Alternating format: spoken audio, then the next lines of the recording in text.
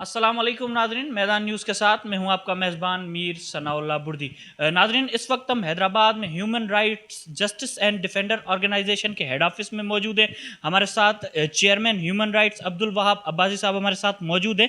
आइए मैदान न्यूज़ की कारकर्दगी के हवाले से उनसे बातचीत करते हैं, वो इस चैनल को किस नुक्ता नज़र से देखते हैं। जी बिस्मिल्लाहिर्रहमानिर्रहीम, अस्सलाम वालेकुम। आपने मौका दिया बात करने का।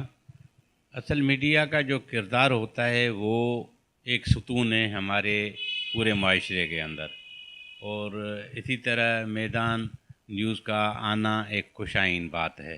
और इसी तरीके से मैं कहूँगा कि एक और जो है स्टेप है, ख़ास तौर पे सिंध में और हैदराबाद में जिस तरीके से आप हर छोटे बड़े मसाइल को उजागर कर रहे हैं, इससे एडमिनिस्ट्रेशन को, इंतज़ामिया को, ऐवानों में बैठे हुए लोगों को, सबको जो है इससे एक मैसेज जाएगा कि हमारी कारकर्दगी या हमारी बल्दियाती कारकर्दगी, हमारी महकमाती कारकर्दगी, हमारी ट्रैफिक का निज़ाम या हमारी समाजी बुराइयां या एक पॉजिटिव थिंकिंग जो है मैदान न्यूज़ से जा रही है, जो एक कोशाइन बात है।